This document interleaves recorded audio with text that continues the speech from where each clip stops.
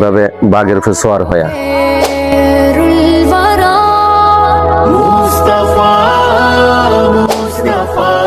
আসসালামু আলাইকুম।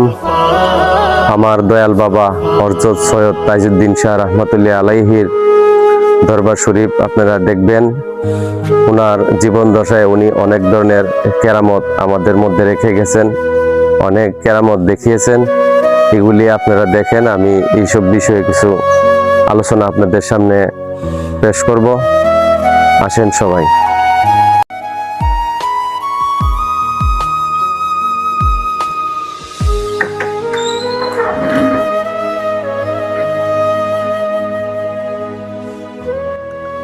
এই হচ্ছে আমার দয়াল বাবা তাজউদ্দিন শাহ বাবার রওজা শরীফ, যিনি উনি সশরীরে প্রকাশ জিন্দা অবস্থায় উনি 12 জন আউলিয়ার সর্দার ছিলেন। এখন বাড়তে বাড়তে উনি আরো অনেক ওলি আল্লাহর সর্দার, এবং এখানে দরবার শরীফ ওনার ইচ্ছাতেই অনেক কিছু বর্তমানে পরিবর্তন ঘটে এবং অনেক কিছু হয়। আমরা এগুলি আজ করতে পারি এবং বুঝি অনুভব করতে পারি। ওনার রওজা দেখেন, উনি এখানে শায়িত আছেন।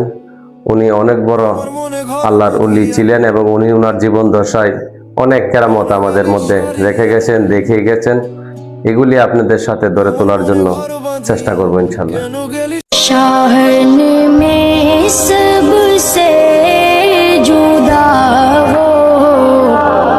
এখানে আমার বড় বাপ সুলতান শাহ, হযরত সৈয়দ সুলতান শাহ, উনি বাবা তাজউদ্দিন শাহ বাবার একমাত্র খাদেমদার এবং দায়িত্ব সেবা নিয়োজিত ছিলেন।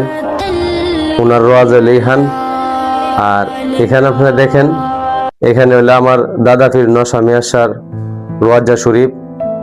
উনিও এই হযরত সৈয়দ তাজউদ্দিন শাহ রহমাতুল্লাহ আলাইহি দরবার শরীফের সারা জীবন জিন্দেগি ভর ওনার গোলামি করে গেছে। যে আপনারা আমার বাবা ইব্রাহিম শাহ বাবার রওজা শরীফ, উনি ওনার জীবন দশায় হযরত সৈয়দ তাজউদ্দিন শাহ রহমাতুল্লাহ আলাইহির দরবার শরীফের খাদেমদার এবং ফিরানি করে আসছেন। ওনার রওজা এখানে, ওনার রওজা আপনারা দেখেন।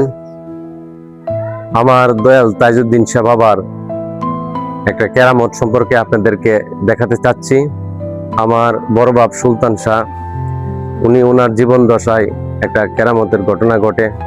এই ঘটনাটা হচ্ছে এই তেঁতুল গাছ। এই তেঁতুল গাছটা অনেক পুরাতন। এই তেঁতুল গাছটার বয়স প্রায় 300 বছরের মতো। অনেক এই এলাকার মুরব্বী গুজরে গেছে, চলে গেছে, কেউই বলতে পারে না যে এই তেঁতুল গাছটার বয়স কত। কিন্তু আজকের থেকে 70 বছর, 60-70 বছর আনুমানিক, ওই সময় এক কাল বৈশাখী ঝড় আসে।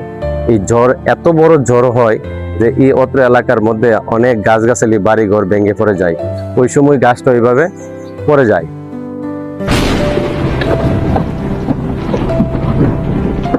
তখন আমার বড় বাপ সুলতান শাহ বাবা তাজউদ্দিন শাহ বাবার কাছে সন্ধ্যার সময় বাতি দিয়ে দরবার শরীফে আরজি করে যে, হে আমার দয়াল, এই তেঁতুল গাছটার মধ্যে অনেক লোক গরমের মধ্যে এসে এখানে অনেকে ঠান্ডা পায় এবং শীতল হয়, গাম মুছে এখানে বৈশা কাজ কাম করে। অনেক মুরব্বীরা এখানে আরাম পায় গাছের নিচে।